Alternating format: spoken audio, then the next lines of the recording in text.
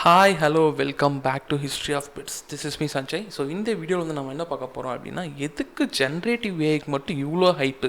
அதாங்க இந்த chat GPT, Google, Gemini இதுக்கு மட்டும் எதுக்கு வந்து நம்ம இவ்வளோ ஹைப்பு கொடுக்குறோம்? இதுக்கு முன்னாடி இருந்த ஏஐக்கு வந்து நம்ம ஏன் ஹைப்பே கொடுக்கல அப்படிங்கிறத பற்றி தான் இந்த வீடியோவில் வந்து நாம் பேச போகிறோம்.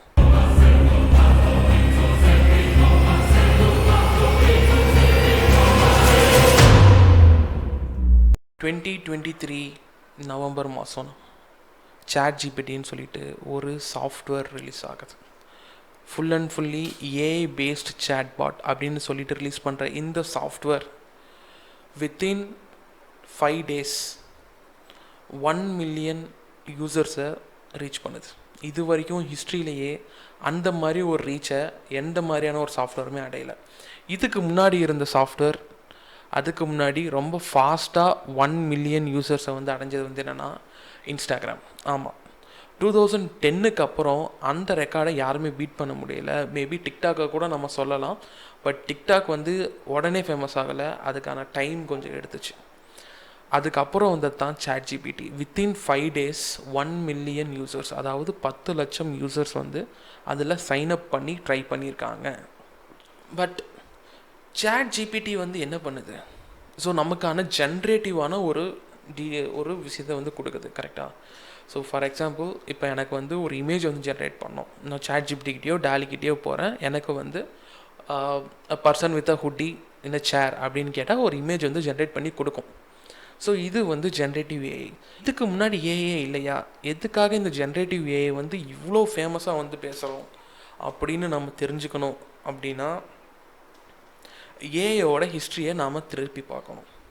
ஸோ 1990 எண்டு 2000 ஸ்டார்டிங்கில் தான் ஏஐ வந்து ரியல் வேர்ல்டு யூஸ் கேஸ்க்கு வருது. ஆப்வியஸ்லி உங்கள் எல்லாத்துக்குமே தெரியும், ஃபஸ்ட்டு ஏஐ உள்ளே வர்றது வந்து எங்கன்னா spam, categorizing of spam message. So இதுதான் ஃபஸ்ட்டு ஏஐ உள்ளே வரதுக்கான ரீசன். ஸோ இதை தான் வந்து நம்ம என்னென்னா கேட்டகரைசிங் எரா. ஒரு மெயில்லையோ ஒரு சோஷியல் நெட்வொர்க் போஸ்ட்லேயோ ஒரு வீடியோலையோ, ஸோ இந்த 2000 to 2010 தான் ஏஐயோட வளர்ச்சி. ஏஐ வளர்ச்சின்னு சொல்ல முடியாது, ஏஐ வந்து உள்ள ஃபீல்டுக்குள்ளே வருது. ஏஐ வந்து எல்லோரும் ஏஐனே தெரியாமல் யூஸ் பண்ணுறாங்க. டேட்டாவை எடுத்து பெரிய கம்பெனிஸ் ட்ரைன் பண்ணுறாங்க ஸ்பேமுக்காக. ஸோ இப்படி போயிட்டுருக்கும்போது அப்படி தான் வந்து இங்கே வந்து என்னென்னா ஜஸ்ட் கேட்டகரைஸ் மட்டும்தான் பண்ணுது. ஓகே, நம்ம ஏன் இதை வச்சு ப்ரெடிக்ட் பண்ணக்கூடாது அப்படின்னு சொல்லிட்டு நெக்ஸ்ட் ஸ்டெப்புக்கு மூவ் ஆகுறாங்க. ஸோ அப்படி மூவ் ஆகும்போது வரது தான் நமக்கு வந்து ப்ரெடிக்டிவ் ஏஐ எரா 2010 to 2020. இதோட அப்ளிகேஷன் நம்மளில் நிறைய பேர் வந்து யூஸ் பண்ணிகிட்ருப்போம். ஃபார் எக்ஸாம்பிள், யூடியூப்பில் இந்த வீடியோ வந்து உங்களுக்கு ரெக்கமெண்ட் ஆகிருக்கலாம். ஸோ அந்த ரெக்கமெண்டேஷன் எங்கேருந்து வருது? Predictive AI. ஓகே, நீங்கள் இதே மாதிரி பல வீடியோஸ் பார்த்துருப்பீங்க. ஸோ அதனால் உங்களுக்கு இந்த வீடியோவை அது வந்து ரெக்கமெண்ட் பண்ணுது, ப்ரெடிக்ட் பண்ணி உங்களுக்கு வந்து கொடுக்குது. ஸோ இது மட்டும் தானா அப்படின்னு கேட்டிங்கன்னா கிடையாது. ஸோ ப்ரெடிக்டிவ் ஏஐயில் வந்து என்ன வந்துச்சுன்னா, நமக்கு வந்து எவ்வளோ வந்துச்சு. ஸோ உங்களுக்கு car detection, image detection, object detection, இந்த மாதிரி வந்து பல விஷயங்கள் வந்து ப்ரெடிக்டிவ் ஏஐயில் வந்துச்சு, including stock market prediction, weather prediction. So that and all we are still using. Even self driving car கூட வந்து என்னென்னா ஒரு ப்ரெடிக்டிவ் ஏஐ மூலயமா க்ரியேட் பண்ணப்பட்ட ஒரு டெக்னாலஜி தான். ஸோ இவ்வளோ அட்வான்ஸ்டாக இருக்கிற ப்ரெடிக்டிவ் ஏஐ பற்றி ஏன் நிறைய பேர் வந்து பேசலை, எதுக்கு இவ்வளோ ஹைப் இல்லை அப்படின்னு கேட்டிங்கன்னா, இது வந்து ப்ரெடிக்டிவ் ஏஐ தான். இதுக்கு வந்து ஜென்ரல் இன்டெலிஜென்ஸ் கிடையாது. ஒரு செல்ஃப் டிரைவிங் ஏஐ கிட்ட போயிட்டு ஒரு குக்கிங்கை பற்றி கேட்டால் அதுக்கு தெரியாது. ஏன் அப்படின்னா அதோட ரிசோர்ஸ் வந்து லிமிட்டட். ஒரு ஆப்ஜெக்ட் டிடெக்ஷன் ஏஐ கிட்ட போயிட்டு ஒரு ஸ்டாக் மார்க்கெட்டை ப்ரெடிக்ட் பண்ணு அப்படின்னு சொன்னால் வந்து அதுக்கும் அது தெரியாது. இல்லை ஒரு வெதர் டிடெக்ஷன், ஒரு வெதர் ப்ரெடிக்ஷன் ஏஐ கிட்ட போயிட்டு ஸ்டாக் மார்க்கெட்டை ப்ரெடிக்ட் பண்ணினாலும் அதனால் அதுவும் முடியாது. பட் இப்போ வர ஜென்ரேட்டிவ் ஏஐ, அதாவது சாட் ஜிபிடி, கூகுள் பாட், ஜெமினி என்ன வேணா இருக்கட்டும், இது எல்லாமே வந்து என்னென்னா ஜென்ரல் இன்டெலிஜென்ஸ். ஸோ இப்போ நான் போயிட்டு சாட் ஜிபிடி கிட்ட எனக்கு ஒரு ஸ்டாக் மார்க்கெட் அனலைஸ் பண்ணி கொடு அப்படின்னு கேட்டாலும் அது வந்து பண்ணி கொடுக்கும். அதே சாட் ஜிபிடி கிட்ட எனக்கு ஒரு கோடில் எரர் இருக்குது சரி பண்ணி கொடுன்னு கேட்டாலும் தெரியும். ஸோ இது வந்து என்ன ஆகுது அப்படின்னா, ஒரே சாஃப்ட்வேர் பல கைண்ட் ஆஃப் யூசர் செக்மெண்ட்னால யூஸ் பண்ணப்படுது. ஓகே, இதுதான் வந்து மெயினான பார்ட். பல செக்மெண்ட் ஆஃப் யூசர்ஸ்னால ஒரே சமயத்தில் யூஸ் பண்ணப்படுது. எதுக்காக அப்படின்னா அதோட ஜென்ரல் இன்டெலிஜென்ஸ்க்காக. ஆஸ் எ யூஸராக நான் வந்து பல டூல்ஸ் வந்து ஸ்விட்ச் பண்ண தேவையில்லை. இதே வந்து ப்ரெடிக்டிவ் ஏஐயில் வந்து எப்படி இருக்கும் அப்படின்னா, எனக்கு ஒரு வெதர் ஃபோர்காஸ்ட் ஆப் பண்ணோம் அப்படின்னா, நான் வந்து என்ன பண்ணுவேன்னா, ஒரு வெதர் ப்ரெடிக்ஷன் ஏஐயை வந்து யூஸ் பண்ணி நான் வந்து அதை பண்ணுவேன். இதே எனக்கு வந்து ஒரு ஸ்டாக் மார்க்கெட் அனாலிசிஸ் வந்து அண்டர்ஸ்டாண்ட் பண்ணணும் அப்படிங்கும்போது, ஒரு ஸ்டாக் மார்க்கெட் ஏஐ வச்சு நான் அதை வந்து அண்டர்ஸ்டாண்ட் பண்ணுவேன். ஓகே, பட் இங்கே வந்து என்ன ஆகுது அப்படின்னா, நமக்கு சாட் ஜிபிடி, ஜெமினி, கூகுள், ஃபேஸ்புக்கோட லாமா 2 இது எல்லாமே வந்து என்னென்னா ஒரு வகையான ஜென்ரல் இன்டெலிஜென்ஸாக வருது. ஸோ இதனால் மக்கள் எல்லாருமே அதை யூஸ் பண்ணுறதுனால, நிறையா வகையான டார்கெட் ஆடியன்ஸ் வந்து ஒரே ஆப் யூஸ் பண்ணுறதுனால இதுக்கான ஹைப் வந்து அதிகமாகுது. இதுக்கு முன்னாடி இருந்த எராவோட ஜென்ரேஷன்ஸ்லாம் வந்து என்னென்னா, ஃபார் எக்ஸாம்பிள் ப்ரெடிக்டிவ் ஏஐ ஜென்ரேஷனில் வந்து என்னவாக இருக்கும் அப்படின்னா, டெவலப்பர்ஸுக்குள்ளே மட்டும்தான் அது வந்து ஃபேமஸாக இருக்கும். இல்லை ஒரு ஸ்டாக் மார்க்கெட் அனலைசிஸ், ஒரு டேட்டா சயின்ஸ்குள்ளே மட்டும்தான் அது வந்து ஃபேமஸாக இருக்கும். மீதி இருக்க யாருக்குமே அதோட ஃபேமஸ் இல்லாட்டினா அதோட விசிபிலிட்டி இல்லாட்டினா எப்படி சொல்கிறோன்னா அதோட ஒர்த் வந்து தெரியாது. ஓகே, இது வெறும் ஏஐ சொல்கிறாங்க, சொல்லிட்டு போகிறாங்க. யூடியூப்பில் எப்படி ரெக்கமெண்டேஷன் வருது அதுவும் வந்து நம்ம வந்து தெரிஞ்சிருக்க மாட்டோம்.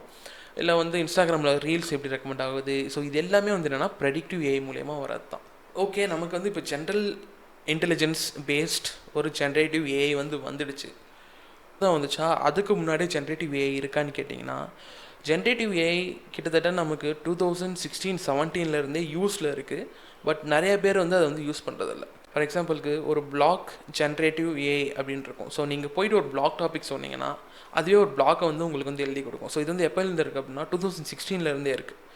ஸோ இன்னும் போகணும் அப்படின்னா உங்களுக்கு ஒரு இமேஜை கொடுத்து அதை அப்ஸ்கேல் பண்ணு அப்படிங்கிறதுலாம் இப்போது வந்து நம்ம வந்திருக்கோம். பட் அந்த டெக்னாலஜியுமே 2018-2019 ஒரு ஏஐ கிட்ட நீங்கள் ஒரு இமேஜை கொடுத்து அப்ஸ்கேல் பண்ணுன்னு சொல்லும்போது அது வந்து அப்ஸ்கேல் பண்ணி கொடுக்குற டெக்னாலஜி இருந்துச்சு. பட் இவ்வளோ அக்யூரேட்டாக கிடையாது. ஸோ எல்லாமே ஒரு ஏஐ க்ரோ ஆகணும், இல்லை ஒரு டெக்னாலஜி க்ரோ ஆகணும் அப்படின்னா கிட்டத்தட்ட ஒரு 5 to 10 years எடுத்து அதுக்கப்புறம் வர்றது தான் ஒரு ஸ்டேபிள் ப்ராடக்ட். அதை தான் வந்து நாம் யூஸ் பண்ணிகிட்ருக்கோம். பட் ப்ரெடிக்டிவ் ஏஐ வந்து ஸ்டேபிள் ப்ராடக்ட் இல்லையா, நம்ம வந்து ஏன் யூஸ் பண்ணலையா அப்படின்னு கேட்டிங்கன்னா, அது வந்து யூஸ் பண்ணிட்டு தான் இருக்கோம். பட் அதுக்கான டார்கெட் ஆடியன்ஸ் வேறு. ஸோ ஆஸ் அ ஜென்ரல் ஆடியன்ஸாக நாம் வந்து அதை யூஸ் பண்ண போகிறது கிடையாது, யூஸ் பண்ணவும் மாட்டோம். What is next for generative AI? Generative ஏஐக்கு அடுத்து என்ன அப்படின்னு கேட்டால், ஜென்ரேட்டிவ் ஏஐ இப்போ வந்து நீங்கள் கேட்குற கொஸ்டினுக்கு மட்டும்தான் ஆன்சர் பண்ணும். இப்போ மெட்டா கிளாஸில் கூட பார்த்தீங்கன்னா உங்களுக்கு வந்து நீங்கள் ஒரு குக்கிங் பண்ணும்போது அந்த இன்ஸ்ட்ரக்ஷன்ஸ்க்கு உங்களுக்கு என்ன தேவை, ஓகே நீங்கள் இது பண்ணிட்டீங்க, நீங்கள் என்ன இது பண்ணலை. ஸோ இந்த மாதிரியான நீங்கள் கேட்குற கொஸ்டின்ஸ்க்கு தான் அது வந்து ஆன்சர் பண்ணும். ஸோ அப்கமிங் ப்ராசஸ் வந்து என்னவாக இருக்கும் அப்படின்னா, ஹியூமன் ஏஐ கொலாபரேட்டிவ். ஸோ இங்கே தான் வந்து நமக்கு என்னென்னா ரோபோட் அந்த மாதிரியான கான்செப்ட் வரும். நீங்கள் சொல்லாமலே அதுவே வந்து என்விரான்மெண்ட் அண்டர்ஸ்டாண்ட் பண்ணி என்ன பண்ணணும் அப்படிங்கிறத புரிஞ்சு பண்ணும். ஸோ இந்த ஏஐ வந்து இனிமேக்கு தான் வரப்போதான்னு கேட்டிங்கன்னா கிடையாது. ஸோ இந்த ஏஐ ஆல்ரெடி டெஸ்டிங்கில் இருக்குது. ஈவன் டெஸ்ட்டில் கூட ஒரு ரோபோட்டு வீடியோ போட்டிருந்தார் எலான் மஸ்க். ஸோ அதெல்லாம் பார்த்தீங்கன்னா உங்களுக்கு வந்து தெரியும். அடுத்து வந்து என்னென்னா சோசியலி ரெஸ்பான்சிபிள் ஏஐ. ஸோ இப்போ இருக்கிற ஏஐ வந்து நம்ம நினச்சிட்ருக்கோம், ஓகே இது வந்து டீசெண்டான ஒரு ஆன்சர் கொடுக்குது, இது வந்து நிறைய சென்சார்ஷிப் பண்ணியிருக்காங்க அப்படின்னு.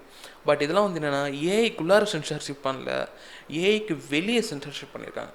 அது என்ன ஏஐக்கு வெளியே சென்சார்ஷிப்னு கேட்டிங்கன்னா, ஒரு ஏஐ மாடல் இருக்கும். அந்த ஏஐ வந்து என்னென்னா எல்லா டேட்டாவுமே வச்சு ட்ரைன் ஆகிருக்கும். ஸோ அது மேபி அடல்ட் கண்டென்ட், நான் அடல்ட் கண்டென்ட், சென்சிட்டிவ் டேட்டா, நான் sensitive data, private data, public data. So இந்த மாதிரி பல விஷயங்களை வச்சு தான் வந்து இந்த ஜென்ரல் இன்டெலிஜென்ஸை வந்து க்ரியேட் பண்ணுவாங்க. பட் நமக்கு வரும்போது அதோட சென்சார்ஷிப்பை வந்து நமக்கு ஏற்ற மாதிரி ஃபைன் டியூன் பண்ணி கொடுப்பாங்க.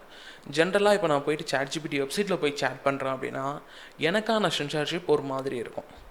பட் இதுவே நான் வந்து ஒரு ஏபிஐ ஒரு ரெக்வஸ்ட் பண்ணி நான் ஒரு ஏபிஐ வாங்குறேன்னு வைங்களேன், ஒரு ஸ்டாக் மார்க்கெட்டுக்கு ஏற்ற மாதிரி ஒரு ஏபிஐ வாங்குறேன் அப்படின்னா அதோட சென்சார்ஷிப் இன்னும் கொஞ்சம் ஸ்டாக் மார்க்கெட்டில் இருக்கிற கொஞ்சம் காம்ப்ளெக்ஸான ஸ்டெப்ஸ் இன்க்ளூட் பண்ணி வரும். ஸோ இந்த மாதிரியான சென்சார்ஷிப்ஸ் வந்து இருக்குது.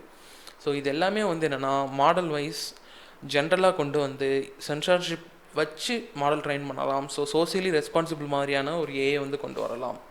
ஸோ வெளியே எந்த லேயருமே இல்லாமல் அந்த ஏஏ வந்து ஓகே ஒரு சோஷியலாக இருக்கும்போது நான் வந்து இப்படி தான் பிஹேவ் பண்ணணும் அப்படிங்கிற மாதிரியான ஒரு கம்யூனிகேஷனை வந்து கொண்டு வரதும் நெக்ஸ்ட் ஸ்டெப்பாக இருக்கும். ஸோ அவ்வளோதாங்க, நான் சொல்ல வேண்டியது சொல்லிட்டேன். அடுத்த வீடியோவில் பார்க்கலாம். பை.